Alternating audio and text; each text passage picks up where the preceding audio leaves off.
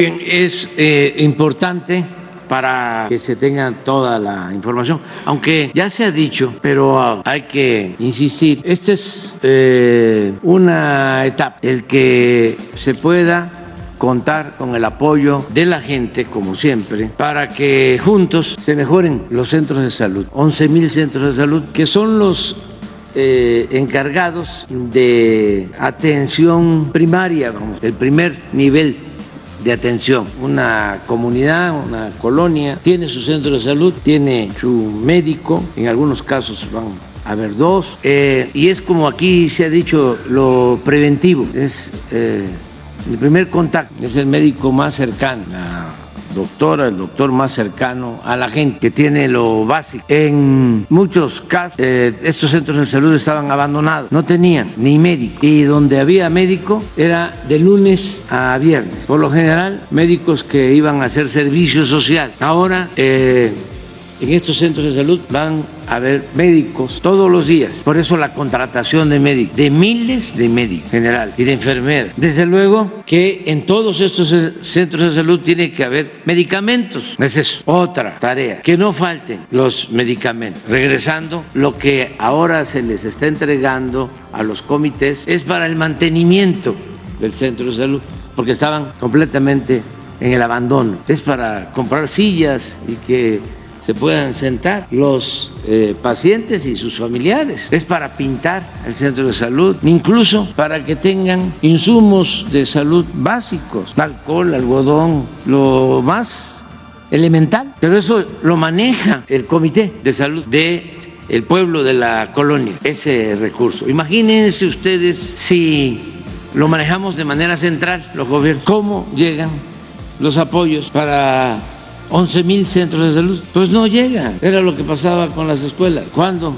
podían tener las escuelas presupuesto para su mantenimiento? 170,000 escuelas. Pues solo con el apoyo de los padres de familia, de las madres de familia. Se les entrega a ellos lo que les corresponde y ellos deciden qué hacen con ese presupuesto. Esto es algo nuevo de este nuevo sistema o nueva forma de gobernar con el pueblo, con la gente. También ya vamos a hablar, porque al mismo tiempo se están rehabilitando hospitales y construyendo nuevos hospitales que se van a terminar antes de que concluya nuestro mandato. Les hablaba yo ayer que vamos a terminar 20, 25 grandes hospitales aproximadamente. Tanto, 30 del IMSS Bienestar, ya sumando también los del ISSSTE. Pero para tener una idea, en septiembre estamos inaugurando el Hospital Orán de Mérida. ¿De cuántas camas? 300 camas. Y estamos inaugurando el Hospital de Iztapalapa, en la calzada Zaragoza. Y estamos inaugurando el Hospital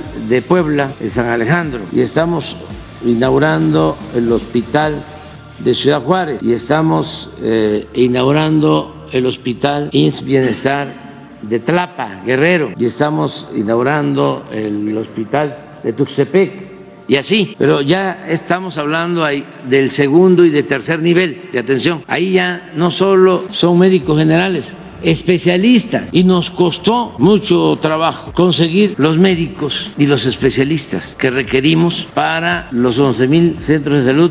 ¿Y cuántos hospitales de segundo y de tercer nivel? 635 hospitales. Imagínense conseguir los especialistas. Uno de los daños causados, entre tanto otro, del modelo neoliberal o neoporfirista, ya sé que esto no les gusta a los conservadores, pero lo tengo que decir, ofrezco disculpas. También no les gusta a nuestros adversarios, porque ellos tienen otra información, tienen otros datos y han sido desinformados, los han hecho vivir en una burbuja. Por eso se sorprenden con los resultados electorales del domingo. Todavía no lo internalizan, están como pasmados, sorprendidos. No esperaban eso. A ver, permíteme.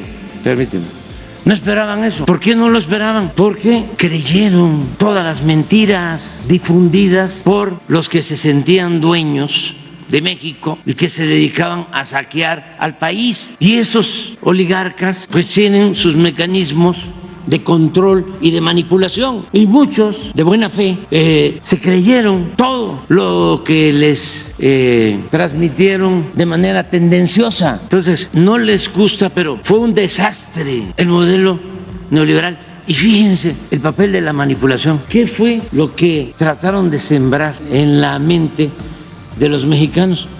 Lo opuesto, de que la tragedia de México, de que la crisis de México es la de ahora. Nunca había estado tan mal el país como ahora. ¡Qué terrible! Y muchos se lo creyeron, pero además, aun cuando la realidad es otra, porque no quisieron ver la realidad y además porque fue mucho, ha sido mucho el bombardeo de mentiras. ¿Qué sucedió en la época neoliberal? Lo repito y lo repito, pero no lo creen. Les entra por aquí, les sale por acá. Fue el periodo de más saqueo a México en toda su historia y se puede probar técnica, científicamente. Pero no solo eso, querían destruir todo lo público y desde luego privatizarlo todo, con la idea de privatizar las ganancias y socializar las pérdidas. ¿Qué fue el FOBAPROA? Convertir las deudas de unos cuantos en deuda pública. Bueno, en el caso de salud, ¿qué daño causaron con los rechazos? Ya se les olvidó de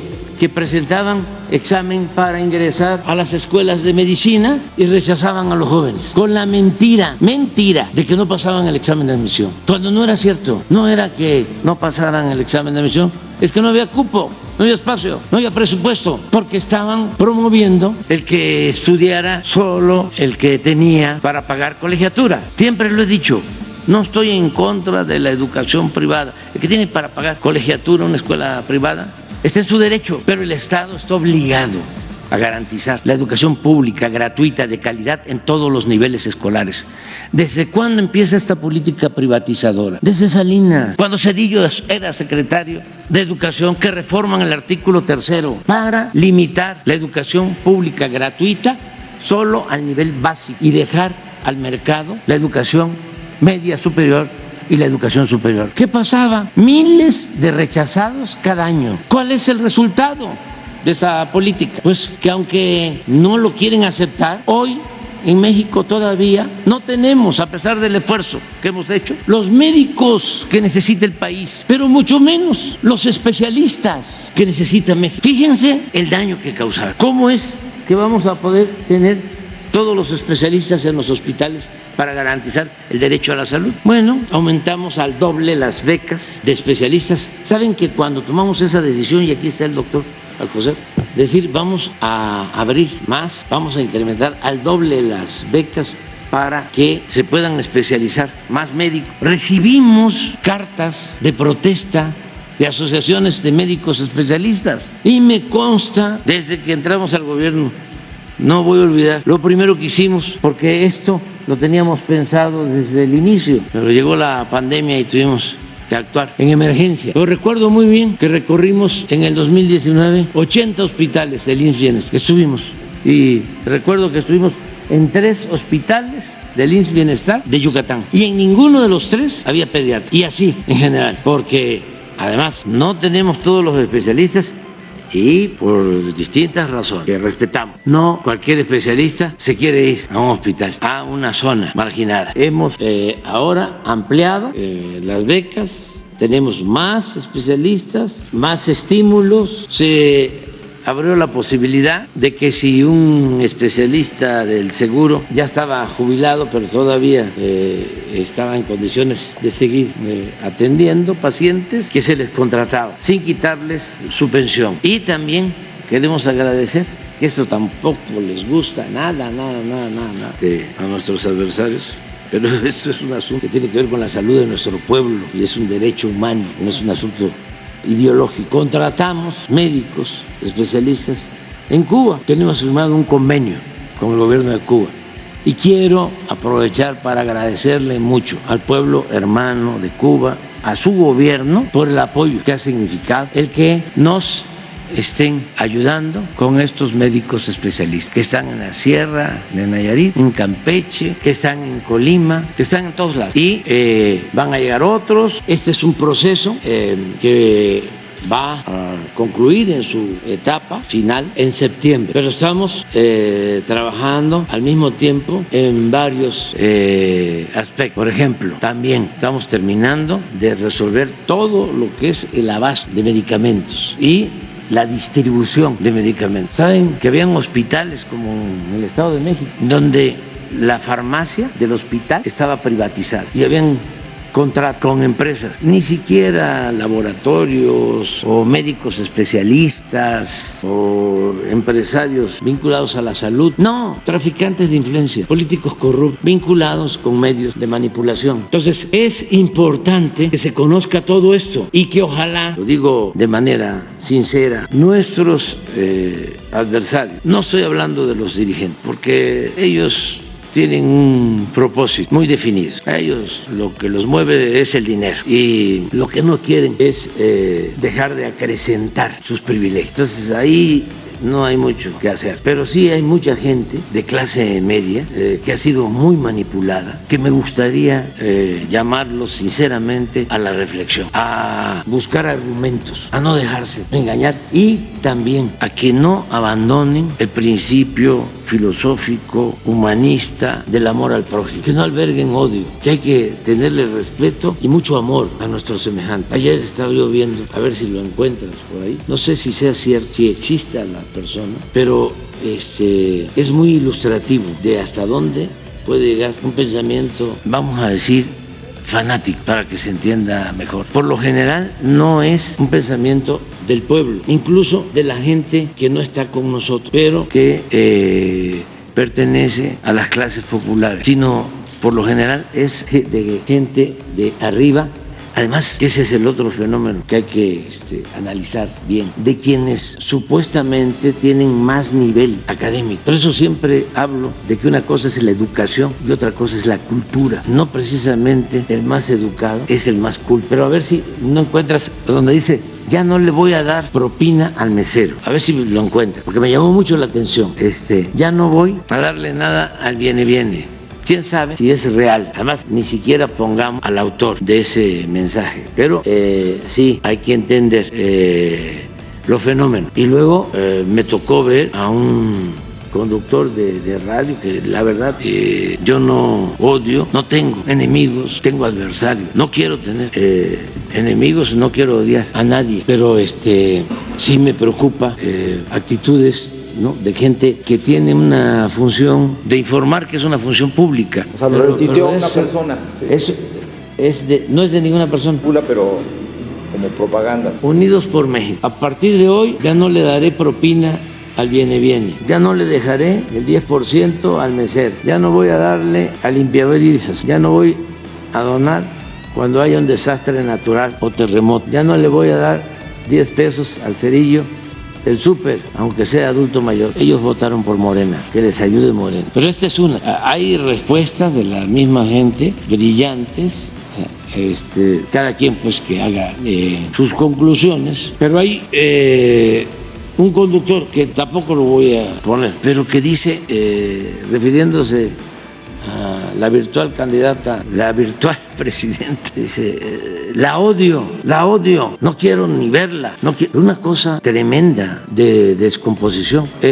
Otros, ¿no?, en ese plan. Entonces, todos cometemos errores, todos nos apasionamos, nos excedemos, somos seres humanos, solo el Creador es perfecto. Pero yo creo que en momentos como en el caso de nuestro país y en el mundo, es importante la reflexión, la autocrítica, no caer en la autocomplacencia. Es de sabios cambiar de opinión y cuando menos respetarnos. Me gusta más la palabra respeto que tolerancia, porque tolerancia es como conceder algo, te concedo, te tolero. El respeto es más horizontal, más igualitario. Entonces, porque vamos a seguir y podemos mantener nuestra convivencia, una de las cosas más importantes de este proceso, y eso lo subrayo, se lo debemos a todos los mexicanos. Lo más importante de todo es que los cambios se están dando de manera pacífica, cambios profundos, bueno, que llevan a esto, pero nada más. La independencia fue violencia. Imagínense cómo eran los conservadores en ese entonces, que no le perdonaron a Hidalgo que haya proclamado proclamado la abolición de la esclavitud y que no solo lo asesinan, le cortan la cabeza y la exhiben 10 años en la plaza principal de Guanajuato como escarmiento. Y en la época de la Reforma, bueno, el que fueran a buscar a un príncipe extranjero para gobernar México, y en la Revolución lo que significó el martirio, el asesinato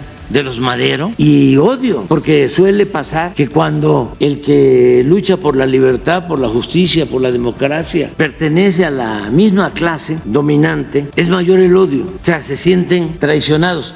Me estaban comentando que fue a votar el ministro Saldívar, que vive creo que en Las Lomas, y que lo maltrataron en la fila para votar y que le gritaban: eres un traidor. Y me acordé de cuando en vísperas del golpe y del asesinato del presidente Madero, asesinan, lo torturan a su hermano Gustavo en la Ciudadela, y un grupo de fifís de la más alta sociedad hacen una caravana para celebrarlo en los carros, y ese grupo incendia la casa, quema la casa de los Madero, y son los que festejan el asesinato del presidente Madero, el apóstol de nuestra democracia. Entonces, esos odios que se desatan con las transformaciones deben de evitarse por todos los medios, y yo tengo que decir que agradezco mucho a los adversarios que aún con insultos y demás han logrado autolimitarse, y eso lo tenemos que celebrar, porque no es poca cosa llevar a cabo una transformación de manera pacífica. En la historia política reciente,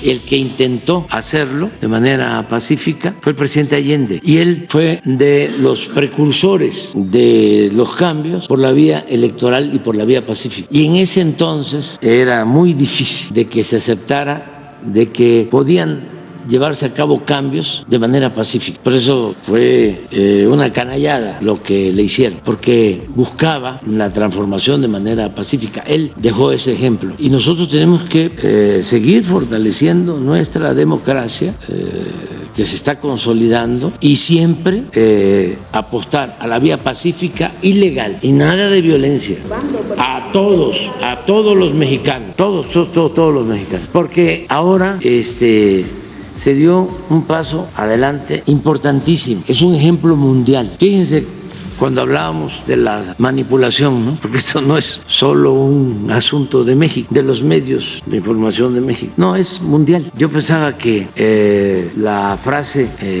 deriva autoritaria, que la acabo de escuchar hace como un mes, y pregunté: ¿y quién fue el creador de eso? Y decían que Bartra, que Roger Bartra, porque los intelectuales del antiguo régimen la usaron en uno de sus manifiestos. Pero no es exclusiva de México, y no es de Bartra. Ya la habían usado en Europa y en otros países, la deriva autoritaria.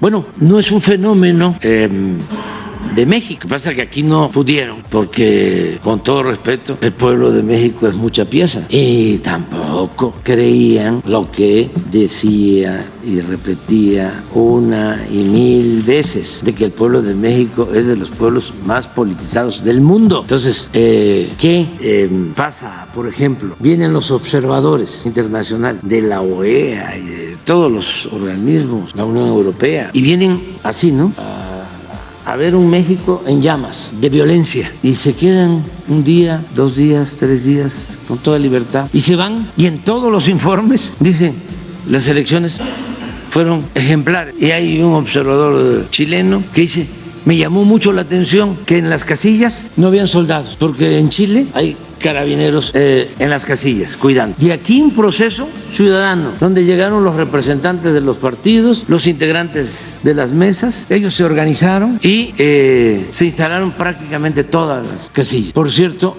mi agradecimiento a todos esos ciudadanos, mujeres, hombres, de todos los partidos, y a ciudadanos sin partidos que ayudaron. Pero regreso, venían muy prejuzgados a encontrarse con un México dominado por la violencia. Pero se tiene que analizar esto, es importante qué resultados se obtuvieron. Yo estoy, repito, muy agradecido con el pueblo de México. Me siento muy honrado de ser presidente de este país, con un pueblo excepcional, único. Un pueblo muy consciente, muy generoso, muy pacífico, muy inteligente, un pueblo sabio. Y así tenemos que seguir. Y ahora que va a gobernar una mujer el país, pues nos va a ir mejor, mucho mejor, porque a nosotros nos tocó el inicio, pero ya se sentaron las bases y fue muy difícil esta primera etapa, pero lo que viene pues va a ser mejor en todo sentido.